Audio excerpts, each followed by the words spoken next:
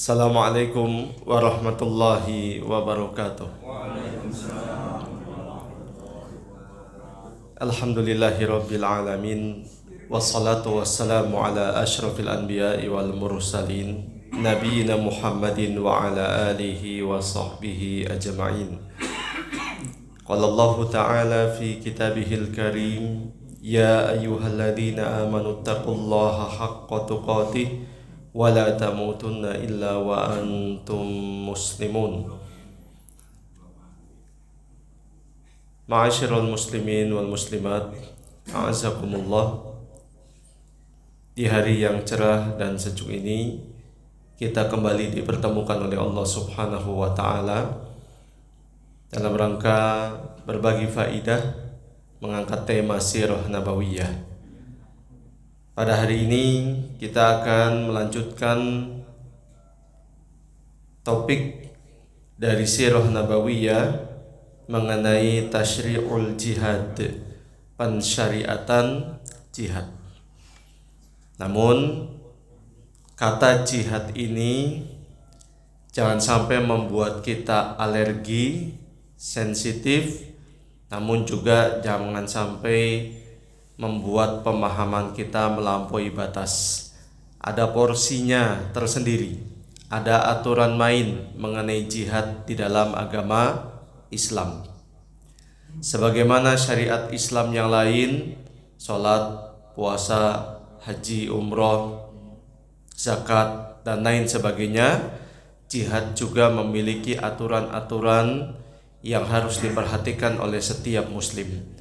Kepada siapa jihad ini diwajibkan, dalam kondisi seperti apa jihad ini ditegakkan, dengan tujuan apa jihad ini disyariatkan, kaum muslimin harus memahaminya dengan benar. Kaum muslimin harus mengarahkan perhatiannya berasaskan ilmu. Di sini saya baca ada background kita, ilmu dulu sebelum berucap dan beramal. Salah satu bab yang ditulis oleh Imam Bukhari rahimahullahu ta'ala dalam kitab Sahih Bukharinya, Kitabul Ilmi, Kitab Al-Ilmu. Di sub dari judul Kitabul Ilmi ada judul yang tertulis Al-Ilmu Qoblal Qawli wal Amali.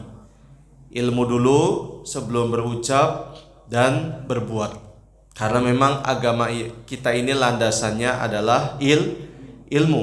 Bukan hanya perasaan saya baik, tidak hanya sebatas itu Bapak dan Ibu sekalian, tapi landasannya ilmu. Salah satu bukti yang paling kuat bahwasannya agama kita landasannya ilmu adalah, lihat kalau kita membaca sirah nabawiyah, di awal-awal Nabi mendapatkan wahyu pertama di Gua Hira itu surat Al-Alaq. Tadi dibacakan oleh imam di ayat atau rakaat kedua. Iqra di ayat pertamanya, dan di ayat ketiga Iqra, bacalah. Allah Subhanahu wa ta'ala perintahkan untuk membaca. Karena memang membaca salah satu wasilah seseorang itu bisa membuka jendela pengetahuan. Bagaimana mungkin kita bisa mengetahui hitam dan putihnya sesuatu kalau kita tidak memiliki ilmu? Dan salah satu sarana untuk mendapatkan ilmu adalah dengan membaca. Sungguh melimpah ruah Allah Subhanahu wa ta'ala berikan iming-iming pahala, ganjaran, kemuliaan kepada mereka orang-orang yang menuntut ilmu dan orang-orang yang memiliki ilmu. Begitu juga Nabi kita Muhammad sallallahu alaihi wasallam. Kalau seandainya ada kaum muslimin dan muslimat tidak tergerak hatinya dengan ganjaran yang Allah Subhanahu wa ta'ala siapkan dan Allah firmankan dalam Al-Quranul Karim, dalam hadis Nabi sallallahu alaihi wasallam, sabda-sabda beliau sallallahu alaihi wasallam, maka fabi ayyi haditsin ba'dahu yu'minun. Dengan ucapan siapa lagi orang beriman akan mengambil ibrah? Kalau seandainya Al-Quran saja tidak tergerak, kalau seandainya hadis Nabi SAW dia tidak tergerak, harusnya kita banyak bersyukur jamaah sekalian. Sebab limpahan rahmat dan curahan kasih sayang Allah ini sungguh luar biasa. Tadi dibacakan dalam rakaat pertama surat Ar-Rahman, fabi ayyi ala'i rabbikuma tukadziban. Nikmat Tuhan kamu mana yang kamu dustakan? 31 kali Allah ulang itu dalam surat Ar-Rahman. Fabi ayyi ala'i rabbikuma tukadziban. Nikmat Tuhan Allah atau nikmat Allah mana yang kita dustakan jamaah sekalian? Wa in ta'uddu nikmatallah la tuhsuha.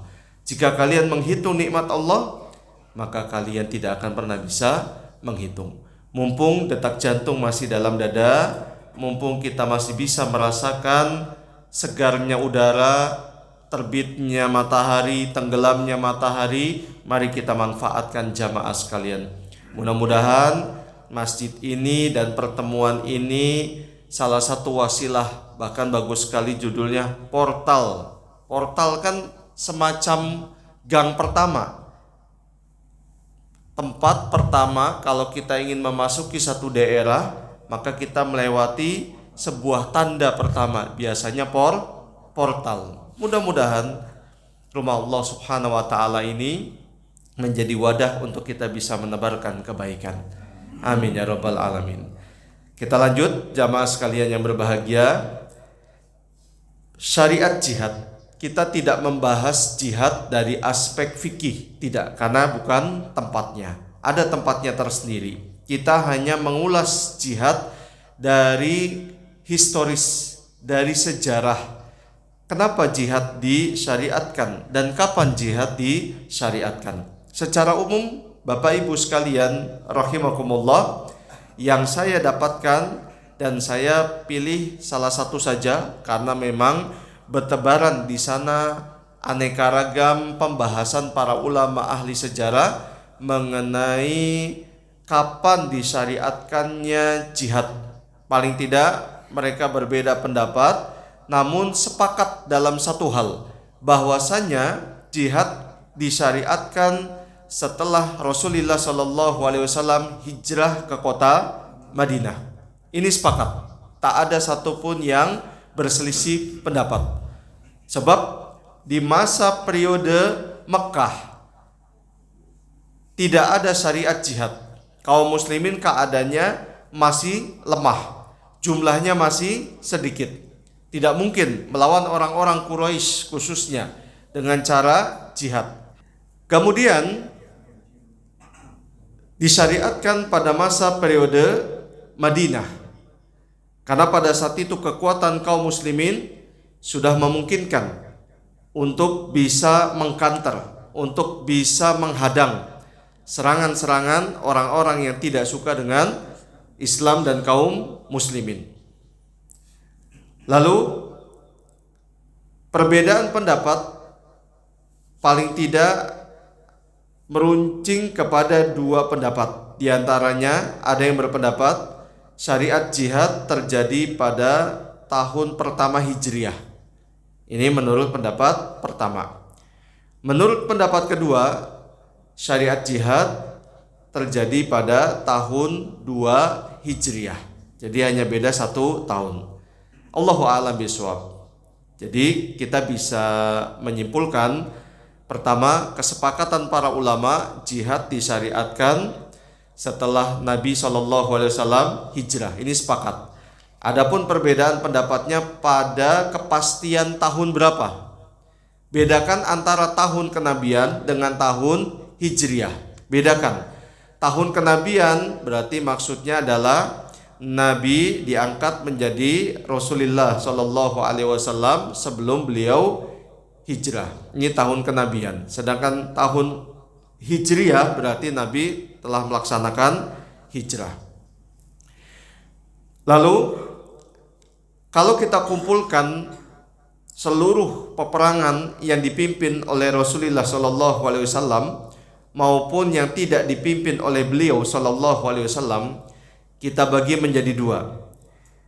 Para ulama ahli sirah membuat istilah perang yang dipimpin langsung oleh Rasulullah SAW, baik beliau ikut berperang langsung di medan perang ataupun tidak, ini disebut ghazwah. Disebut apa? Ghazwah. Jadi perang kalau dalam istilah Arab itu kan macam-macam. Ada yang namanya Ghazwa, ada yang namanya Harbun, ada yang namanya Ma'rokah, ada yang namanya Sariyah. Nah, ini Sariyah lawan kata dari Ghazwa. Kita ke Ghazwa dulu. Ghazwa perang yang dipimpin oleh Rasulullah Shallallahu Alaihi Wasallam, baik beliau ikut terjun langsung maupun tidak. Ghazwa yang dipimpin langsung oleh Rasulullah Shallallahu Alaihi Wasallam ada 27. Diawali dari perang yang namanya Al-Abwa.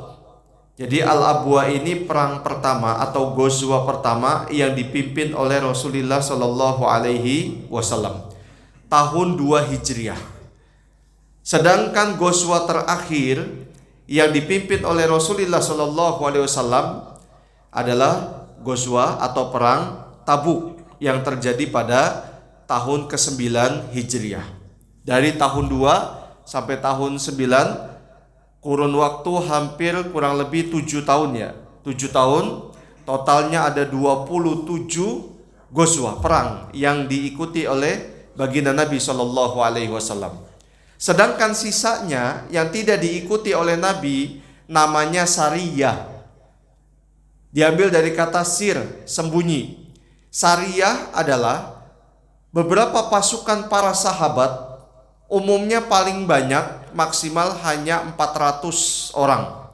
Sariyah disebut Sariyah tersembunyi karena mereka disiapkan khusus oleh Rasulullah dari pasukan atau sahabat yang memiliki keahlian khusus. Kalau dalam susunan kemiliteran pasukan apa namanya? Pasukan elit ya. Cadangan. Pokoknya dia punya keahlian luar biasa dibandingkan para sahabat yang lain. Memang terpilih, yaitu pasukan khusus. Kopassus kalau dalam. Pokoknya pasukan khusus, nah namanya Sariyah. Dan Sariyah ini totalnya ada 72 kali Sariyah. Jadi bayangkan 72 ditambah 27 berapa? 99 peperangan seumur hidup Nabi kita Muhammad Sallallahu Alaihi Wasallam. Ada 99 peperangan yang dipimpin langsung, ada juga yang diutus para sahabat Nabi Sallallahu Alaihi Wasallam. Sariyah pertama adalah Sariyah yang dipimpin oleh pamannya Nabi Sallallahu Alaihi Wasallam yang bernama Hamzah bin Abdil Al-Muttalib. Ini Sariyah pertama.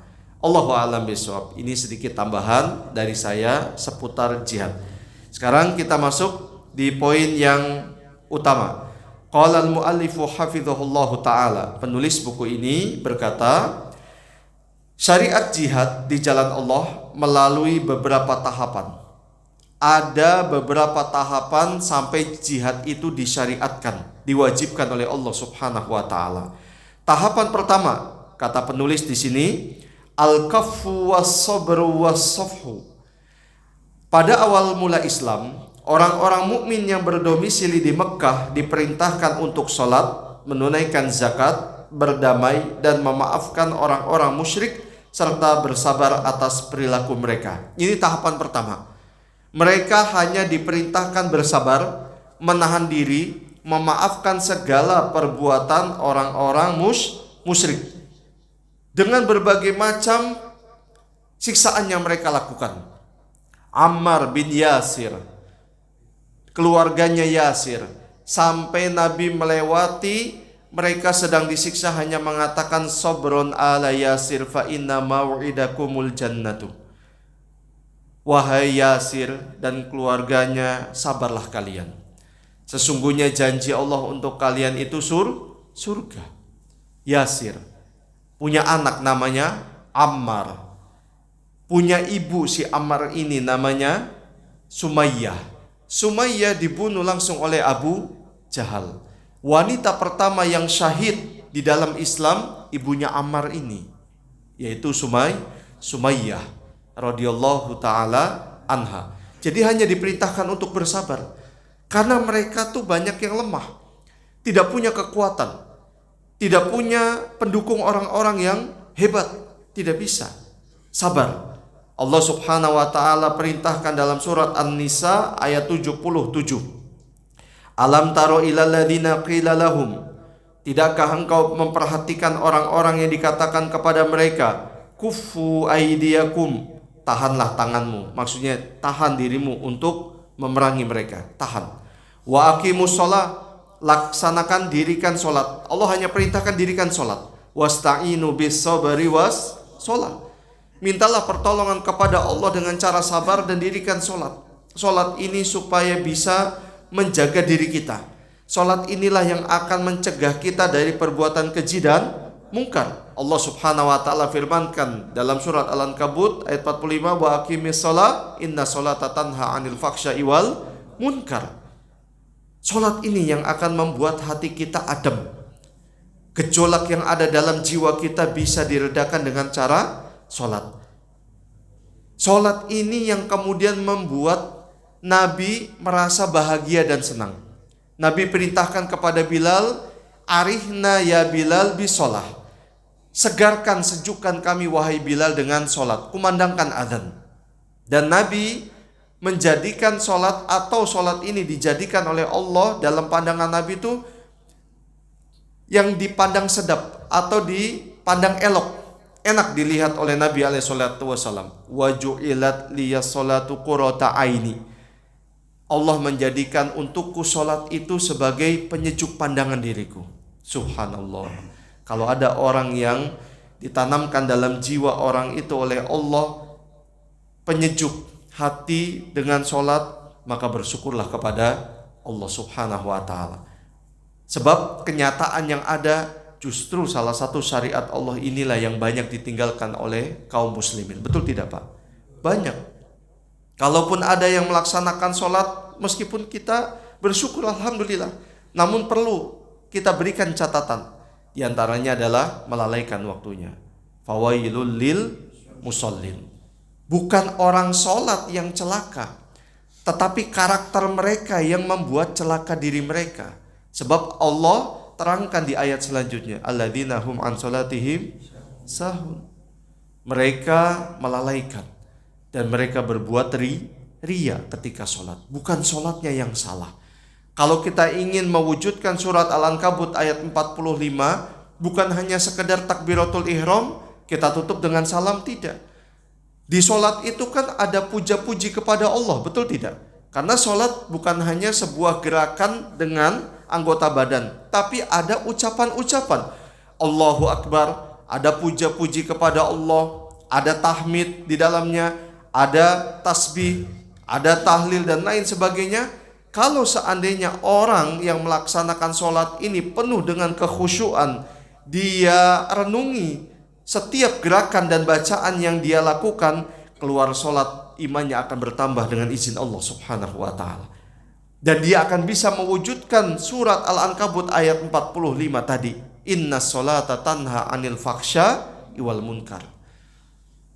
Kenyataannya banyak maksiat masih merajalela, berjamur, tidak ada sejengkal tanah pun kecuali di situ terjadi maksiat.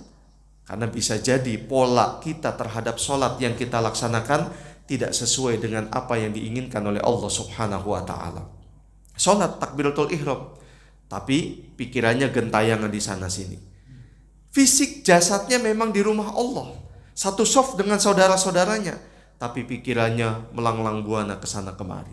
Dunia, toko yang dia tinggalkan ini bagaimana nanti kalau pelanggan saya datang? Saya udah janji sama pelanggan saya.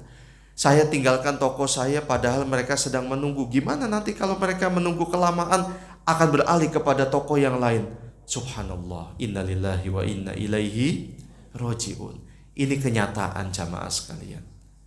Maka mari kita perbaiki kualitas sholat kita. Pernah ada seorang pemuda datang kepada Nabi alaihissalam. Kata Abu Ayyub al-Ansari radhiyallahu ta'ala anhu, diriwayatkan oleh Imam Ahmad dalam musnadnya, Imam Ibnu Majah dalam sunannya. Kata sahabat Abu Ayyub radhiyallahu anhu, pemuda ini minta wasiat kepada Nabi dengan mengatakan, ya Rasulullah, idni wa aujis. wahai Nabi, wasiatkan saya, tapi ringkaskanlah.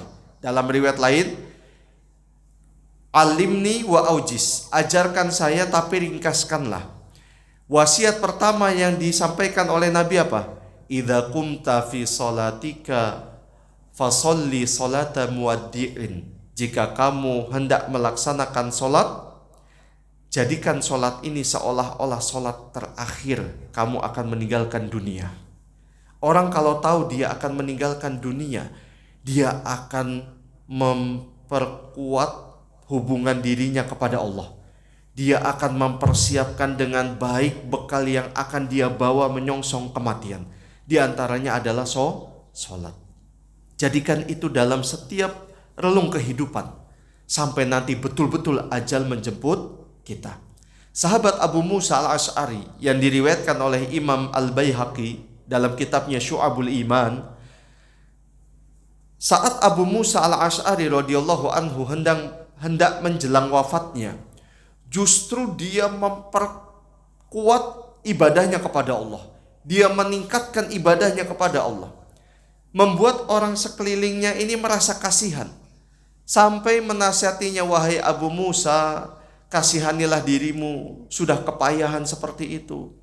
Tidak perlu terlalu ngoyo. Ngoyo itu apa, Pak?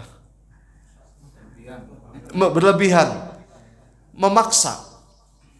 Lalu Abu Musa al-Asy'ari hanya mengatakan, innal khoila, sesungguhnya kuda pacu, kuda yang disiapkan untuk berlomba, idza ursilat, apabila dia sudah dilepaskan dari garis start, dari garis awal, faqarabat ra'sa majroha, lalu dia hampir mendekati garis finish, apa yang akan dilakukan oleh kuda pacu itu?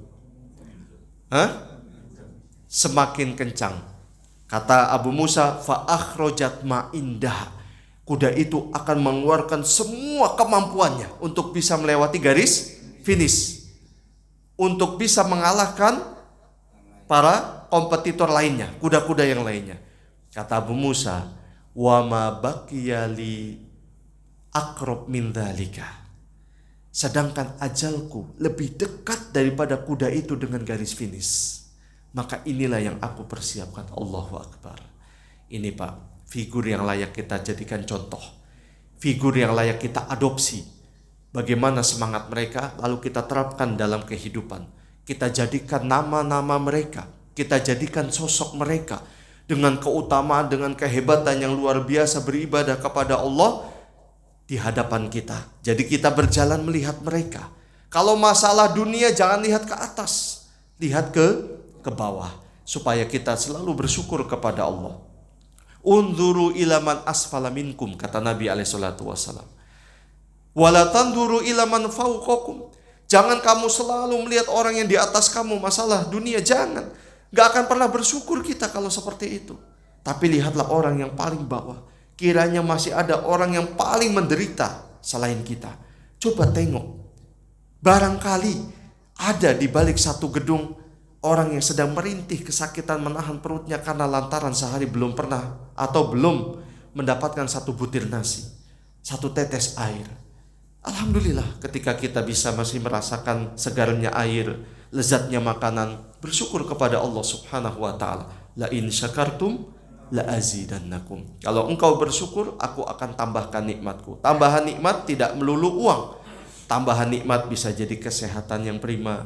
Nikmatnya beribadah kepada Allah. Setiap panggilan Allah, hayya ala sholah, hayya alal falah, sergep langsung, gercep. Segercepnya kita kalau ada tayangan pertandingan sepak bola Indonesia lawan Manchester United misalnya. Pernah ada sejarah nggak Pak? Indonesia lawan, belum? Mungkin nanti kali ya. Baik, kita kembali. Jadi tahapan pertama adalah tahapan bersabar, memaafkan. Tidak bisa kecuali memakai prinsip dan rumus ini. Gak bisa, tidak bisa berbuat apa-apa. Tahapan yang kedua, kata penulis di sini, al-idnu bil qitali min ghairi ilzamin. Periode ini telah diizinkan untuk berperang setelah hijrah, tetapi diizinkan, tetapi belum merupakan suatu kewajiban. Masih dibolehkan bertahan diri, membela harga diri, tapi belum menjadi kewajiban. Itu tahapan yang kedua. Allah Subhanahu wa taala berfirman dalam surat Al-Hajj ayat 39, "Udzina lil ladzina yuqataluna bi annahum zulimu wa innallaha 'ala nasrihim laqadir." Diizinkan berperang bagi orang-orang yang diperangi karena sesungguhnya mereka dizolimi dan sungguh Allah Maha Kuasa menolong mereka itu. Ini tahapan yang kedua. Tahapan yang ketiga, furidu alaihim qitalu man qatalahum aw i'tada alaihim. Periode ketiga ini merupakan periode diwajibkannya, sudah mulai wajib. Jadi periode ketiga ini sudah masuk levelnya wajib. Kalau level kedua tadi belum, diizinkan tapi belum wajib. Yang ketiga ini levelnya sudah wajib, berjihad untuk melawan orang-orang yang memerangi saja. Level 3 ini juga bertahap. Bukan kemudian menyamaratakan, tapi orang-orang yang hanya berbuat zalim saja kepada kaum muslimin dan orang-orang yang mau memeranginya saja kepada kaum muslimin. Allah Subhanahu wa taala berfirman dalam surat Al-Baqarah ayat 190, "Wa qatilu fi sabilillahi alladhina yuqatilunakum wa la ta'tadu." Dan perangilah di jalan Allah orang-orang yang memerangi kamu, tetapi jangan melampaui batas. Subhanallah. Kalau kita Pak mau merenungi setiap aspek syariat agama Islam, terlebih pembahasan tentang jihad, kita akan mendapatkan syariat Islam itu syariat yang sangat-sangat bijak. Terbantahkanlah ucapan orang-orang yang hanya ingin membakar kebencian kepada umat Islam, bahwasanya Islam agama yang disebarkan hanya dengan pedang, peperangan. Padahal tidak demikian nyatanya. Jihad saja baru ada setelah hijrah. Terlepas dari perbedaan pendapat ulama apakah di tahun 1 atau tahun kedua. Nabi Muhammad dakwah di kota Mekah itu 13 tahun lamanya Pak. 13 tahun. Baru di tahun ke-14 kenabian Nabi hijrah alias tahun pertama hijrah. Jadi tahun 14 kenabian dianggap 1 tahun atau tahun pertama hijrah. 13 tahun Nabi tidak menggunakan pedang, tidak menggunakan peperangan. Itu pun di Madinah, entah 1 atau tahun kedua, menggunakan peperangan, menggunakan pedang dalam langkah dakwah karena perintah dari Allah Subhanahu wa taala dan kepada orang-orang yang berbuat zalim saja. Peperangan ini Pak, kalau kita belajar sejarah hidup manusia, ternyata memang sesuai dengan karakter mereka. Perang itu satu upaya untuk bisa mewujudkan sebuah rencana dan program yang diinginkan manusia. Meskipun tergantung program manusia tujuannya baik atau buruk. Salah satu perang, kalau seandainya perang ini betul-betul perkara yang sangat zalim, yang sangat merugikan dan tidak layak untuk diterapkan, tidak mungkin Allah syariatkan jihad kepada manusia, tidak mungkin. Sedangkan Allah memiliki nama Al-Hakim yang maha bijaksana. Allah memiliki nama Al-Alim yang maha mengetahui, Al-Basir maha melihat, Ar-Rahman Ar-Rahim yang maha pengasih lagi maha penyayang. Tidak sinkron kalau seandainya Allah yang dikenal dengan namanya maha penyayang, maha pengasih, kemudian kita katakan jihad ini ternyata tidak membawa dampak yang positif, hanya membuat sengsara manusia. Na'udzubillah min dzalik. La haula wala quwata illa billah. Berarti orang ini melihat syariat Islam hanya dengan sebelah mata. Sebab peperangan salah satu upaya manusia, tinggal dikemas di dalam agama Islam dengan cara sesuai dengan aturan Allah Subhanahu wa taala. Itu dia maksud dari jihad. Periode keempat dan yang terakhir baru qitalul musyrikin kafatan. Periode ini merupakan periode terakhir tentang wajibnya memerangi kaum musyrikin seluruhnya. Tetapi sekali lagi dengan aturan yang sudah dijelaskan di dalam agama Islam. Tidak sembarang kita alirkan darah sana sini, kita hancurkan gedung sana, gedung sini, sarana prasarana ini, sarana prasarana itu. Kemudian akhirnya dakwah pun di garis kuning, tidak lagi bisa leluasa kita menyebarkan Islam. Perlu jamaah sekalian kita melihat berdasarkan landasan ilmu, khususnya masalah jihad. Semangat boleh, tetapi harus diiringi dengan ilmu. Kalau semangat saja tanpa ilmu, dikhawatirkan kita akan masuk dalam satu titik yang namanya al-ghulu. Apa arti al-ghulu? Melampaui batas. Sedangkan Nabi memperingatkan kita, wa iyyakum wal ghuluwa fiddin, fa inna ma ahlaka man kana qablakum al ghuluwu fiddin. Hati-hati kalian dari sikap gulu, melampaui batas. Semua melampaui batas itu tidak akan pernah terpuji. Jangankan masalah agama, masalah dunia saja kalau melampaui batas itu tidak sedap dipandang mata, tidak enak. Orang tuh nggak terima, itu masalah dunia. Orang ini kalau bahasa anak sekarang apa? Maruk, lebay. Nah, tahu lebay nggak Pak? Apa saya aja di sini yang tahu lebay? Bahasa lebay. Ini bahasa anak-anak kita nih Pak. Kita harus tahu. Saya sampai mengikuti di kelas. Ini artinya apa? Ini artinya apa? Bukan saya ingin ikut-ikut, tapi ingin tahu komunikasi mereka itu ke arah mana. Oh lebay. Lebay itu artinya kalau bahasa syariat gulu, melampaui batas, berlebihan. Sampai Nabi doakan 3 kali Pak. Ini yang doakan Nabi, bukan yang doakan saya, yang belum tentu dijawab, yang belum tentu diijabahi sama Allah. Ini doanya Nabi. Doa Nabi bagaimana? Halakal mutanatti'un, halakal mutanatti'un, halakal mutanatti'un. 3 kali. Celaka orang yang melampaui batas. Celaka, celaka. 3 kali. Karena salah satu faktor munculnya kerusakan di muka bumi ini, salah satunya gulu, melampaui batas. Kenapa umatnya Nabi Nuh alaihi salam berbuat kesyirikan?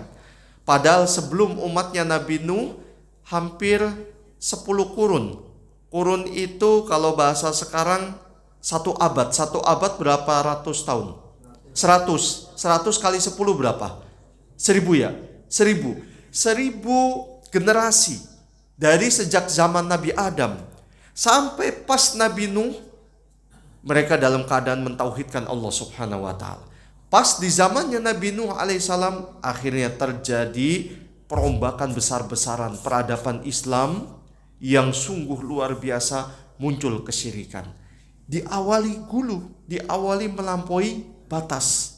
Diutuslah Nabi Nuh alaihissalam oleh Allah untuk memperingatkan umatnya dari perbuatan syirik. Allahu a'lam bissawab. Jadi ini 4 tahapan disyariatkannya jihad oleh Allah subhanahu wa ta'ala.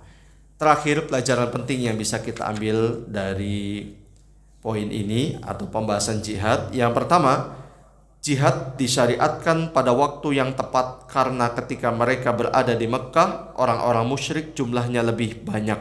Seandainya orang-orang muslim diperintahkan untuk berjihad sedangkan jumlah mereka sangat sedikit, pasti sangat membahayakan kaum muslimin. Betul tidak Pak? Betul. Karena ibarat bayi itu baru bisa tengkurap. Setelah tengkurap dia merangkak. Setelah merangkak dia coba memberanikan diri untuk berdiri. Seperti itu tahapan dakwah Islam di awal-awalnya. Kalau seandainya sudah memberanikan diri, habis, akan redup cahaya dakwah itu. Namun hikmah Allah subhanahu wa ta'ala begitu besar, tidak mewajibkan jihad kepada mereka. Sabar. Seandainya jihad sudah diwajibkan di awal, akan terjadi gejolak di setiap rumah. Karena kan gak semua dalam satu rumah masuk Islam, betul tidak? Ada yang hanya anaknya saja, ada yang hanya istrinya saja, ada yang hanya suaminya saja, ada yang satu rumah alhamdulillah. Jadi beraneka ragam corak orang-orang yang masuk Islam kala itu. Rata-rata mereka orang-orang lemah. Lemah bukan hanya fisiknya, tapi lemah dalam pandangan orang-orang yang kuat, yang memiliki kekuasaan, yang memiliki finansial banyak. Bilal bin Rabah, Abdullah bin Mas'ud, mereka orang-orang lemah dalam pandangan orang-orang Quraisy. Tidak ada artinya apa-apa. Bilal budak yang dipandang sebelah mata, masih mending dipandang sebelah mata, masih ada mata. Enggak dipandang sama sekali Bilal itu. Tidak dipandang, gelap. Ya memang kulitnya gelap Bilal. Tapi Pak, Bilal kulitnya gelap dari Afrika, Ethiopia. Nabi pernah, ya Bilal, laqad sami'tu na'laika fil jannati. Wahai Bilal, saya mendengar dua sendalmu itu di surga. Sendalnya Bilal udah sampai surga, Pak. Allah lebih memilih Bilal daripada Abu Jahal, daripada Abu Lahab. Malah Abu Lahab, tabbat yada abi lahabiu wa tab.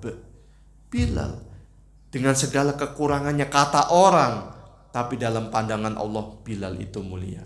Bahkan diberikan tempat yang sungguh tinggi sebagai muadzinnya siapa? Nabi SAW. Muadzinnya Nabi ada berapa? Ada dua, siapa saja? Bilal jelas, satu lagi Abdullah bin Ummi Maktum.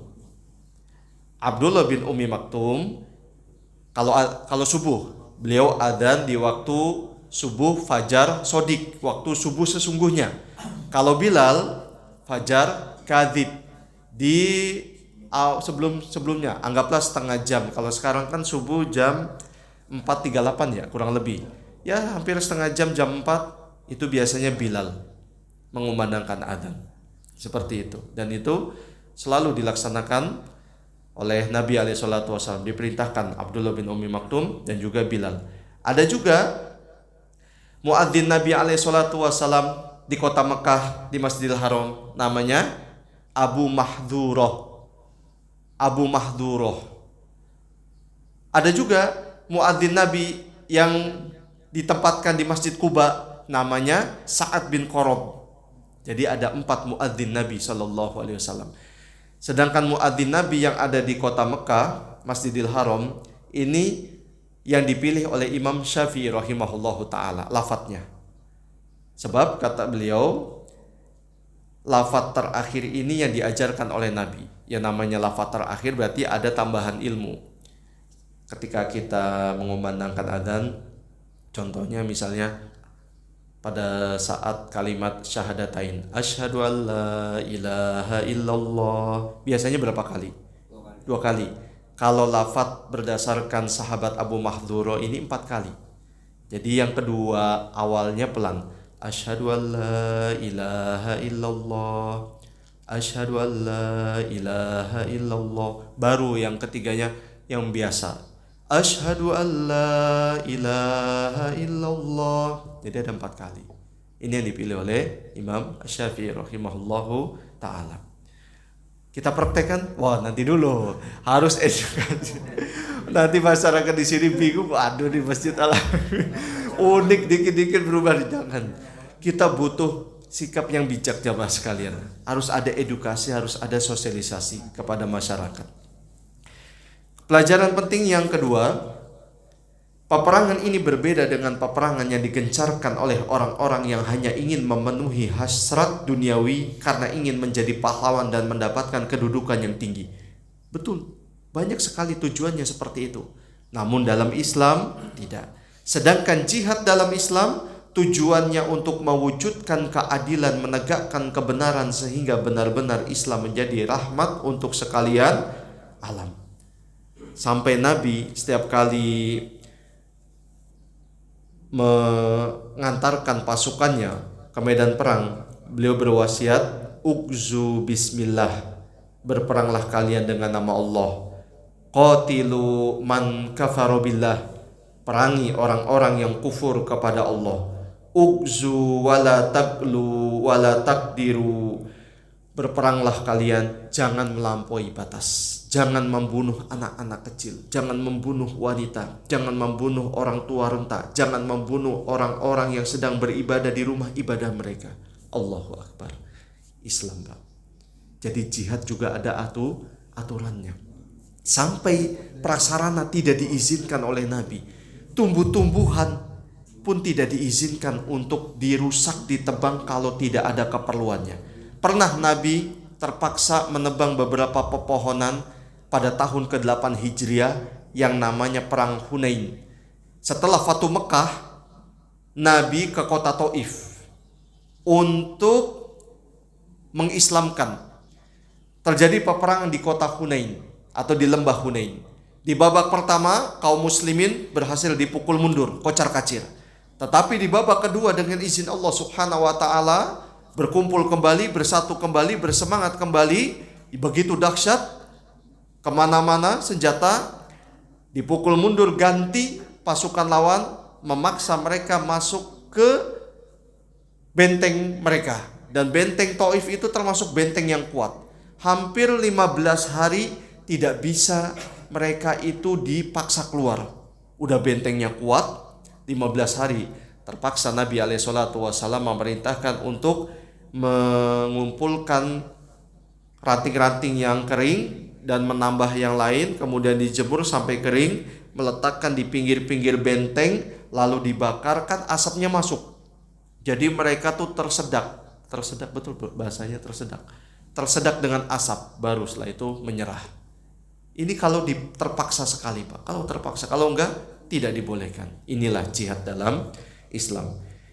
Yang ketiga, jihad juga tidak termasuk ke wilayah kebebasan manusia dalam berakidah. Maksudnya begini, syariat jihad bukan tujuannya memaksa orang itu masuk ke dalam agama Islam, bukan. Kalau mau masuk, monggo. Kalau tidak mau dan dia berharap keamanan dirinya bisa disamakan hukumnya sama rata dengan kaum muslimin, wajib membayar jizyah. Pajak kalau bahasa kita, upeti. Sebagai ganti dia akan dilindungi. Sama nanti. Di hadapan hukum Islam orang ini sama. Akan mendapatkan hak dan kewajiban yang sama. Dia akan mendapatkan keadilan yang sama di dalam agama Islam. Jadi itu maksudnya. Jihad itu bukan ranahnya kamu harus masuk Islam. Kalau enggak saya, nah seperti itu. Bukan. Kadang-kadang kan ada orang yang ingin masuk Islam tapi dia takut, Pak, karena jumlahnya minoritas. Inilah dia salah satu syariat jihad, tujuan jihad. Jadi ingin melindungi orang yang mau masuk Islam dan melindungi orang yang ingin hidup dengan aman. Itu salah satu tujuan jihad. Tadi saya sudah sampaikan di awal. Terkadang peperangan itu memang satu upaya.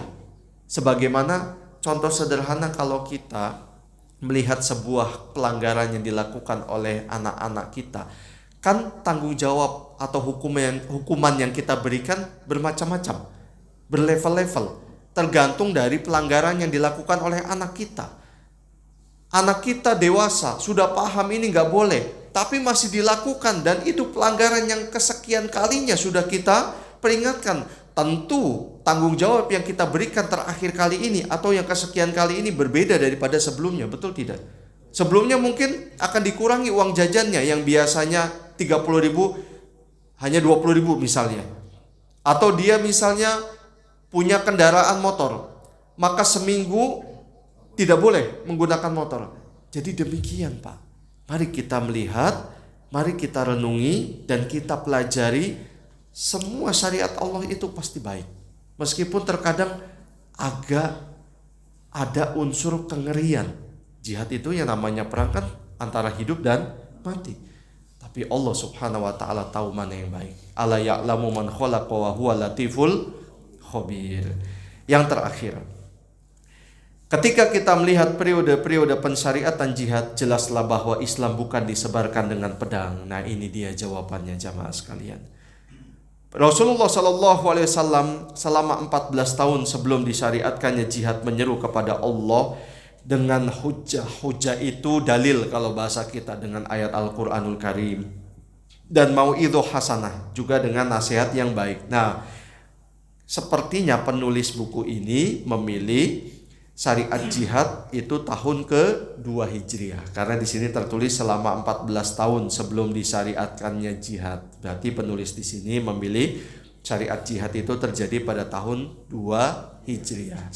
Tahun pertama belum, karena memang tahun pertama ini dikuatkan dulu oleh Nabi hubungan sesama kaum muslimin, muhajirin dan ansor, mengadakan perjanjian dengan orang-orang Yahudi, khususnya 3 suku Yahudi yang besar, Bani Nadir, Bani Quraidah, Bani Qainuqa.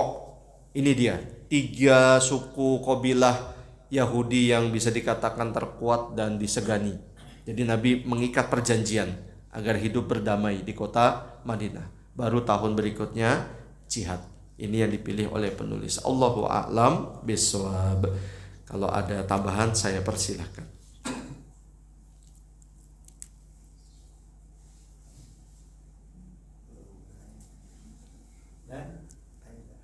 Monggo Ustaz.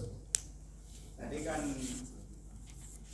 yang jihad tahap ketiga Ketiga. Iya. Kan yang wajib diperangi yang musuh orang Islam. Iya. Kemudian yang keempat kan secara keseluruhan. Iya. Maksudnya keseluruhan apa nggak merangi kita perangi juga bagaimana gitu? Yang keempatnya. Kan yang ketiga kan yang merangi doa yang kita perang yang kita lawan ibaratnya yang ketiga itu. Iya. Kemudian yang keempat kan sudah kafah semuanya itu. Dan mati semuanya itu sekalipun nggak merangi kita harus kita perangi apa bagaimana? Baik, pertanyaan bagus Ustaz. Bismillahirrahmanirrahim. Periode keempat dan terakhir demikian adanya. Idealnya orang-orang yang masih melakukan kesyirikan itu didakwahi, jika tidak mau maka diperangi.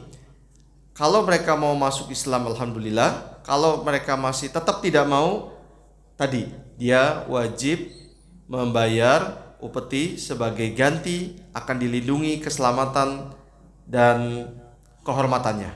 Jadi memang untuk periode terakhir ini terus sampai hari kiamat, jihad itu akan terus berlangsung dan berakhir dengan turunnya Nabi Isa alaihissalam. Setelah Nabi Isa alaihissalam turun membunuh Dajjal, kemudian melakukan sweeping tahu Pak? Pembersihan di beberapa belahan dunia. Setelah itu sudah tidak ada lagi syariat jihad. Itulah sebabnya kata para ulama, kenapa jihad tidak termasuk rukun Islam. Rukun Islam berapa? 5. Ada nggak jihad di situ? Tidak ada. Ibnu Umar sebagai sahabat yang meriwayatkan, salah satu sahabat yang meriwayatkan tentang rukun Islam dengan bunyi hadisnya, Buniyal Islamu ala khomsin. Pernah dengar? Buniyal Islamu ala khomsin. Islam itu dibangun di atas 5 perkara yang kita kenal dengan rukun Islam.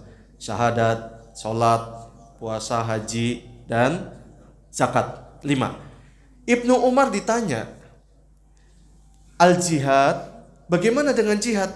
Kata Ibnu Umar, al-jihad hasanun. Jihad itu amalan yang sangat baik. Walakin hakadha haddatsana Rasulullah sallallahu alaihi wasallam. Tetapi seperti itulah Nabi menyampaikan kepada kami, jihad itu tidak dimasukkan. Padahal dalam hadis lain Nabi sallallahu alaihi wasallam mengatakan, inna ra'sal amri al-Islam. Sesungguhnya semua perkara itu intinya adalah agama Islam. Diatur oleh agama Islam. Wa amudahu as-shalah. Tiangnya apa? Salat. Wa dzirwata sanamihi al-jihad. Dan derajat yang paling tinggi atapnya adalah jihad. Dan sehingga jihad itu termasuk amalan yang luar biasa, karena jihad bukan hanya harta, bukan hanya waktu, bukan hanya tenaga, nyawa yang dipertaruhkan, betul tidak? Daripada syariat yang lain. Tetapi demikianlah Nabi menyampaikan kepada kami, kata Ibnu Umar, tidak dimasukkan ke dalam rukun Islam. Salah satu sebabnya jihad menurut jumhur ulama fardu kifayah. Fardu ain itu hanya pada kondisi-kondisi tertentu saja. Misalnya ada musuh tiba-tiba menyerang Jatimulya, wajib saat itu, wajib ain. Setiap orang wajib jihad. Tapi kalau misalnya jihad untuk keluar memerangi, nah ini dia fardu kifayah. Yang kedua alasannya karena jihad itu tidak berlangsung setiap saat, beda sama sholat setiap saat. Zakat juga ada terus, dan jihad itu berhenti pada saat turunnya Nabi Isa nanti. Itu diantaranya. Jadi memang betul. Namun dengan catatan semua itu berdasarkan asas maslahat madorot. Ada orang musyrik di sebelah Jatimulya. Wah, di sini DKM gimana? Kita jihad ke sana. Habis sudah. Di sana minta bantuan. Wah, sudah digempur. Yang ada adalah madorot. Jadi semua di bawah bimbingan ulama. Allahu a'lam bishawab. Bagus sekali Ustaz. Yang lain ada ya kan di antaranya kebetulan saya menerima ilmu tentang ya jihad tersebut ada tahap-tahap Ya. Itu tadi hijrah, kedua iqdam katanya, ketiga ribat. Ya. Mohon Ustaz di dalam gelombang yang lain bisa diterangkan. Insya Allah mudah-mudahan Pak jika memungkinkan, karena memang ini sudah masuk nafas-nafas fikih pada akhirnya. Mungkin sekilas supaya kita punya sedikit wawasan, supaya punya pandangan yang benar, insya Allah. Betul Pak. Mudah-mudahan agar ini sekarang ini bisa dikatakan yang menjadi target kan para pemuda yang sedang semangat. Saya punya teman. Dia ya. Tentunya karena terbentuk oleh sekuan waktu. Dan setelah ini insya Allah kalau nanti di sini insya Allah merasa aneh atau merasa kok sampai ke sini pelajaran, tapi itu kan satu kewajiban. Untuk sementara makan waktu ini tafsiran jihad ini bagi saya ini yang masih lemah, atau tafsiran jihad di kampung saya sudah ada. Sekarang juga kita ini sedang jihad. Betul. Artinya sedang mengaji di dalam hari Ahad. Itu ya sementara. Iya. Saya mah gitu. Oh iya betul Pak.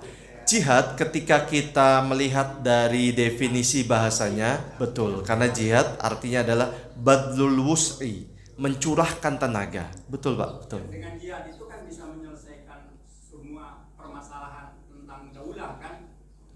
Terus lanjut. Dengan daulah bisa terjadi daulah sehingga sekarang Islam bisa mendunia ini kan bisa rahmatan lil alamin itu dengan Jihad. dengan syariat itu.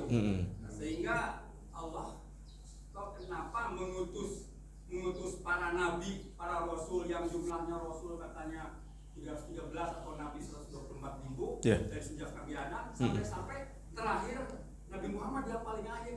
Karena mungkin ini menurut pendapat saya, karena Nabi Muhammad itu diutus paling terakhir itu semua syariat, semua pelajaran yang Allah limpahkan kepada Rasul terakhir, karena mungkin ada pelajaran yang dinamakan oleh Sosbud dan Menhankam mungkin. Nah, dengan Menhankam tersebut sehingga terjadilah sampai sekarang 1442 Islam itu sampai ya dimiliki oleh saya dan keluarga dia. Alhamdulillah kita. Mungkin begitu Ustaz ya. Baik. Ya, mudah-mudahan. Itu sementara Ya, terima kasih tambahannya Pak. Mudah-mudahan bermanfaat. Dan sekarang aja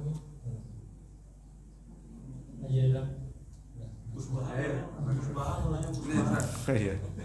Kan mungkin kita kadang-kadang melihat sebagian mungkin saudara kita lah kita nyebutnya ya, ada tempat-tempat maksiat di bom atau ya mungkin di bongkar pabrik gitu ya. Iya. Nah itu bagaimana? Kemudian yang kedua, apakah perang antar negara itu mesti disebut jihad? Misalkan kan kita ada di sebuah negara, kemudian kita dalam kondisi tertentu mungkin kita diperintah untuk jadi apa itu wajib militer misalkan. Nah, posisinya bagaimana kalau misalkan negara kita itu salah sebenarnya gitu? Iya, baik. Makasih. Yang pertama tadi apa Pak? Yang pertama tadi maksiat ya. Saudara kita yang maksiat. Waktu kayak kejadian di Bali, kan? Nah, akhirnya kita ketahui juga jenggot itu bagian dari syariat. Ya orang berjenggot jadi jadi gimana ya? Wah, itu kan hukum gitu kan waktu itu. Ya pakai jilbab besar ya.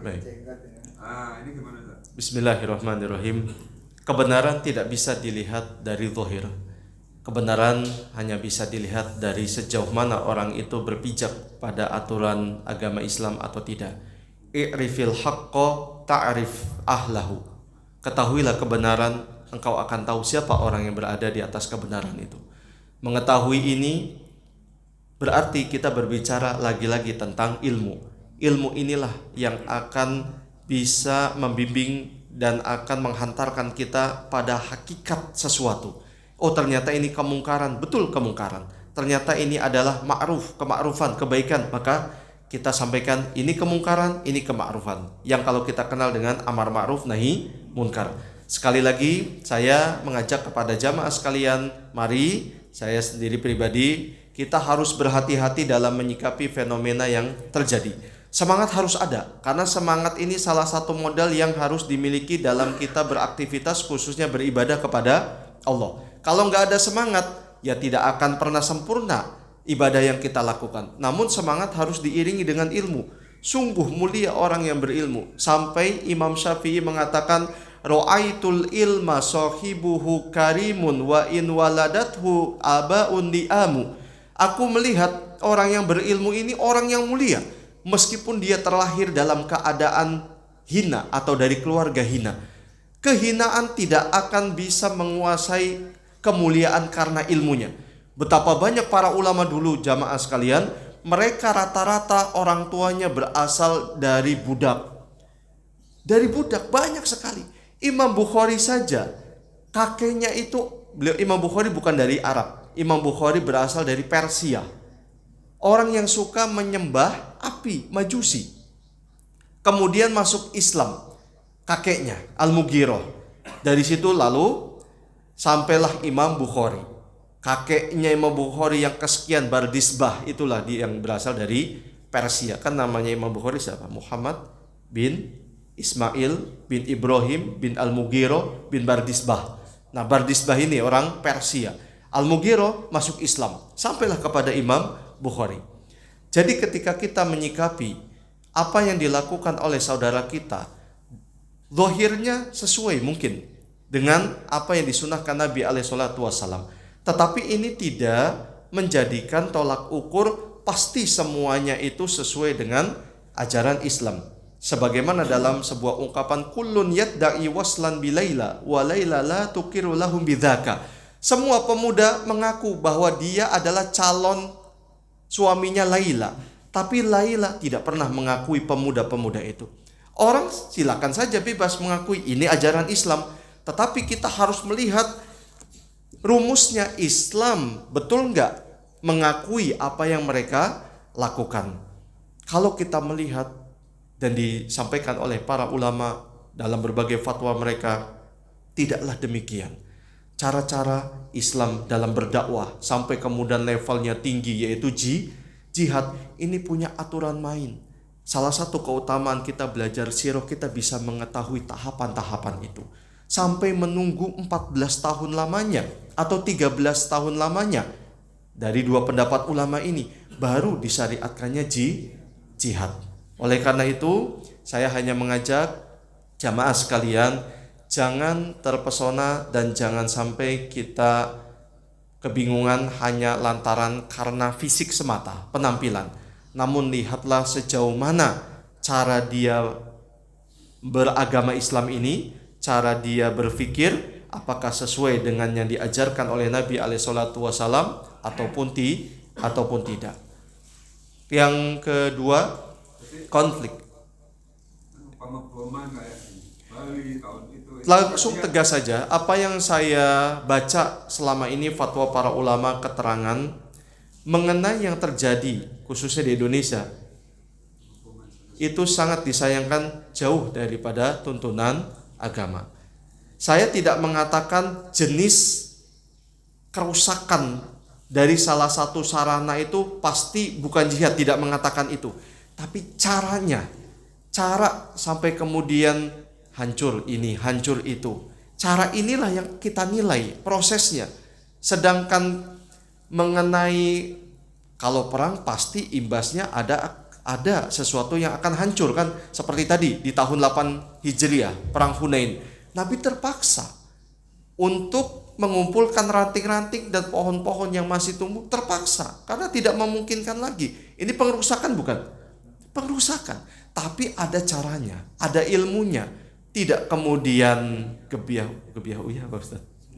Semaunya, tidak semaunya seperti itu. Jadi ada aturan main. Ada aturan main. Sholat saja yang gak ada hubungannya dengan darah, dengan nyawa, Ada syarat rukun wajibnya tidak? Ada syaratnya, ada rukunnya, ada sunnah-sunnahnya, ada wajibnya. Apalagi jihad yang hubungannya akan menghilangkan nyawa seseorang. Kalau dibiarkan begitu saja, habis sudah. Dan inilah yang akan membuat terhalangnya dakwah dan tersampaikannya agama Islam. Jadi seperti itu. Yang kedua, mengenai konflik yang terjadi. Tidak semua konflik dikatakan jihad. Baik itu konflik intern yang sifat skalanya kecil, entah itu RT, kampung, RW, kelurahan, kecamatan, atau satu negara tapi beda pulau, atau lebih luas dari itu sesama negara. Lalu bagaimana definisi jihad? Saya cukupkan dengan tanyakan kepada yang ahlinya. Karena akan panjang ini jamaah sekalian. Intinya adalah jangan sampai kita kebablasan mengatakan setiap adanya konflik ini jihad.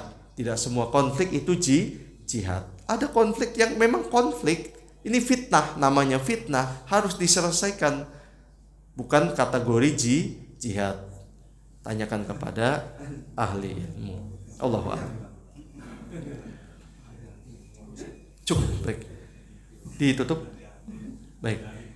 Kesimpulannya jamaah sekalian, mudah-mudahan waktu singkat ini bisa sedikit memberikan pencerahan dan menambah wawasan bagi kita semua, termasuk saya khususnya, dalam mendudukan posisi yang benar mengenai konsep jihad di dalam agama Islam, agar salah satu syariat Allah Subhanahu wa taala ini sesuai dengan porsi yang sudah ditentukan Allah Subhanahu wa taala dan diamalkan sesuai apa yang diinginkan oleh Allah dan dicontohkan oleh Rasulullah sallallahu alaihi wasallam. Sampai di sini dulu jumpa kita.